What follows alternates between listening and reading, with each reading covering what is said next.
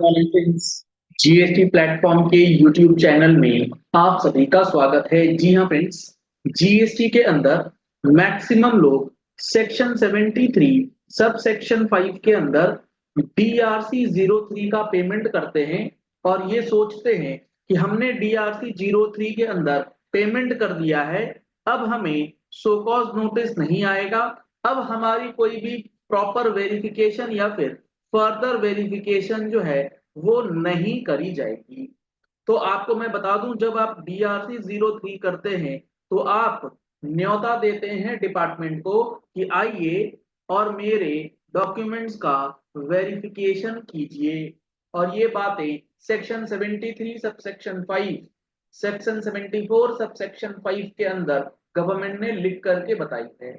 एक बार आप देखिए ये क्या प्रोविजन है, ताकि आपको चीजें जो है अच्छे से समझ में आए।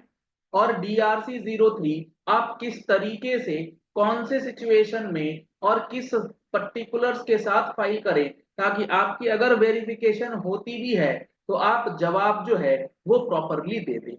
यहां पर आप देख पा रहे हैं सेक्शन 73(5) कहता है the person chargeable with tax may before the service of notice, यानी कि आपको नोटिस मिले उसके पहले आप क्या कर सकते हैं, 73(5) के अंदर पे कर सकते हैं the amount of tax along with the interest payable under section 50। तो यहां पर आप टैक्स के साथ इंटरेस्ट का पेमेंट कर सकते हैं, और अगर आप 74(5) में करते हैं तो पेनल्टी जो है वो 15% तक सीमित रहेगी।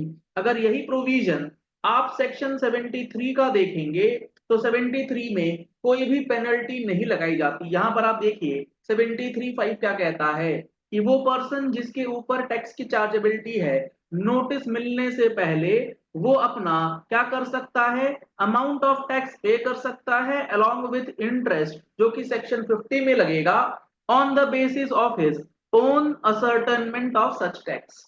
खुद से आप असर्टेन कर सकते हैं आपकी गलती कहां हो रही है, और आप 73(5) में डीआरसी 03 का पेमेंट कर दीजिए।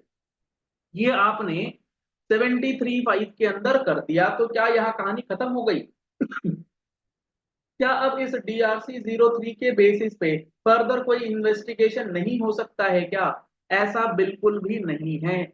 तो डीआरसी 03 भरते समय अपने दिमाग में ये बात जरूर रखें कि उस डीआरसी 03 का एक्नॉलेजमेंट आएगा और उसमें ये लिखा मिलेगा आपको, it is subject to verification.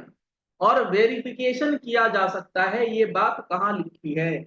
ये बात लिखी है सेक्शन 73 सब सेक्शन 7 के अंदर, 74 7 के अंदर। देखो ये 73 7 क्या कहता है, where the proper officer is of the opinion, यानी कि प्रॉपर ऑफिसर को अगर ऐसा लग रहा है, उसका ओपिनियन ऐसा है, that the amount paid under sub section 5, यानी कि 73(5) में जो अमाउंट आपने पे किया है इन फॉर्म डीआरसी 03, उस अमाउंट को देखने के बाद प्रॉपर ऑफिसर को ऐसा ओपिनियन लगता है, जो भी उसने अपनी रिसर्च करी उस बेसिस पे, कि the amount paid falls short of the amount actually payable. यानी कि यहां पर बात क्या हो रही है, प्रॉपर ऑफिसर के हिसाब से, उसके ओपिनियन के हिसाब से आपकी लाइबिलिटी बनती है 5 लाख रुपए, लेकिन आपने डीआरसी 03 जो पेमेंट किया है, लेट सपोज आपने 3 लाख का ही करा है, तो इस 3 लाख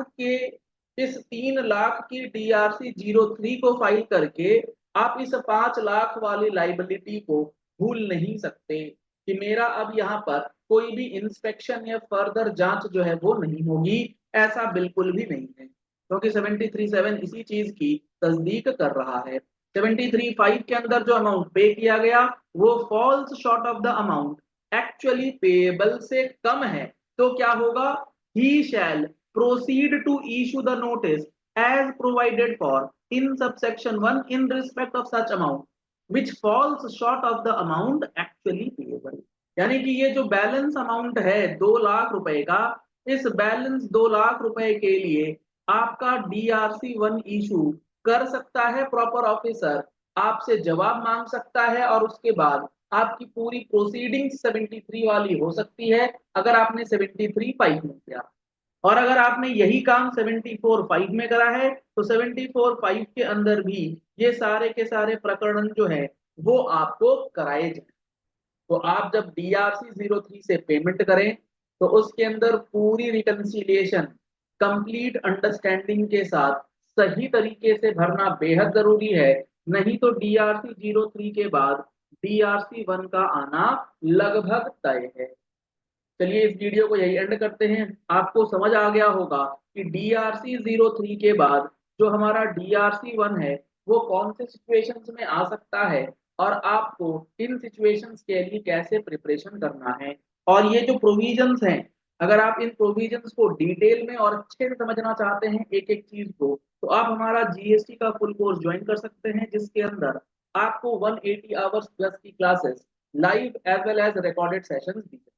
आपको इसके अंदर रजिस्ट्रेशन से लेके return filing, appeal filing, assessment procedures, demand recoveries, refund, E way bill, valuation of rules, सारा का सारा कॉन्सेप्ट जो है वो कंप्लीट क्लैरिटी के साथ बताया जाएगा। अगर आप कोर्सेज ज्वाइन करना चाहते हैं तो आप दिए गए नंबर पे कॉल कर सकते हैं, व्हाट्सएप कर सकते हैं और कोर्स की जानकारी ले सकते हैं। आप हमारा mobile application GST platform play store पर अवेलेबल है। आप प्ले स्टोर से जाकर के भी GST प्लेटफॉर्म का मोबाइल एप्लीकेशन डाउनलोड कर सकते हैं, या फिर आप हमारी वेबसाइट web.gstplatform.com पर विजिट कर सकते हैं और अपने आप को कोर्स में एनरोल करा सकते हैं। अगर आप सिर्फ लिटिगेशन का कोर्स करना चाहते हैं जिसमें demand and recovery, assessment and audit, appeals and revision and penalties provisions cover किए जा रहे हैं, तो आप हमारा लिटिगेशन का स्पेसिफिक कोर्स जो है वो भी ज्वाइन कर सकते हैं। अगर आपको ये वीडियो पसंद आती है तो इस वीडियो को लाइक और शेयर कीजिएगा, ताकि मैक्सिमम लोगों तक जो भी DRC 03 कर रहे हैं वो थोड़ा सा अटेंटिव हो जाएं। अगर आप पहली बार हमारे चैनल पर आए हैं तो आप हमारे चैनल को फॉलो कर लीजिए, सब्सक्राइब कर लीजिए नोटिफिकेशन बेल के साथ, ताकि ऐसी इंपॉर्टेंट वीडियोस आप तक regularly. Thank you and have a nice day.